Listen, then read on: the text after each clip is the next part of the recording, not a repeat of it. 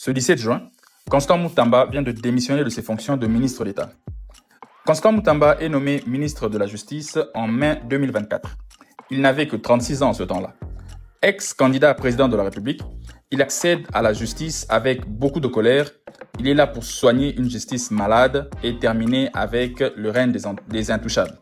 Le Congo voit en lui le Thomas Sankara de la justice congolaise et, à peine nommé, pour lutter contre la surpopulation des prisons, Mutamba libère 1000 prisonniers en premier et promet de libérer 6000 autres avant la fin de l'année. Il double le salaire des magistrats de $700 à $1600 et il met en place des systèmes d'aide juridique pour les personnes qui n'ont pas de moyens.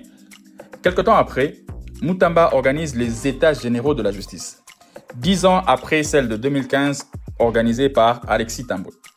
Le but ici est de penser à comment lutter contre la corruption, la lenteur de l'administration, l'ingérence politique et les prisons en mauvais état. Il propose la création d'un tribunal pénal économique et financier pour juger tous les détourneurs de l'État. Il propose même la peine de mort contre les détourneurs. Il veut vraiment en finir avec le mot détournement dans nos institutions. Il sera même bien sûr acclamé par l'inspecteur général des finances. Constant Mutamba n'épargne personne dans sa lutte.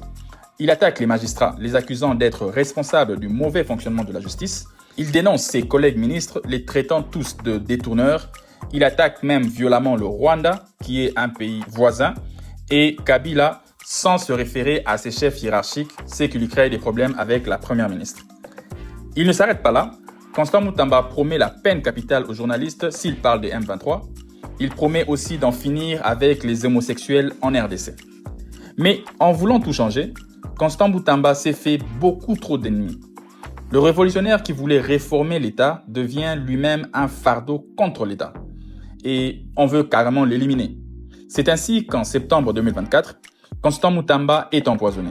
Heureusement pour lui, il va survivre à cela, mais ce ne sera pas la fin. Quelque temps après, le moment tant attendu par tous est enfin arrivé, le scandale Frivao que nous connaissons tous très bien. Mutamba est accusé d'avoir détourné 19 millions de dollars et l'Assemblée nationale le livre avec toute précipitation à la justice. Mutamba sera donc obligé de démissionner. C'est la chute de Mutamba, une leçon pour tout révolutionnaire mal préparé. Il avait une voix forte, mais n'a malheureusement pas pensé à garder ses mains propres. Les yeux plus gros que le ventre, il a voulu avaler tout le monde et a fini par s'avaler carrément lui-même. Nous avons vu en lui le héros de l'État de droit au Congo, mais nous nous sommes malheureusement trompés. Mais ne perdons pas espoir, le vrai héros viendra bien sûr, il se prépare et le moment venu, il n'aura pas besoin de crier, mais la justice criera à sa place. Et vous, chers amis, que retenez-vous du passage de Constant Mutamba au palais de la justice? Partagez-nous vos avis en commentaire. Merci et à la prochaine. Bye bye.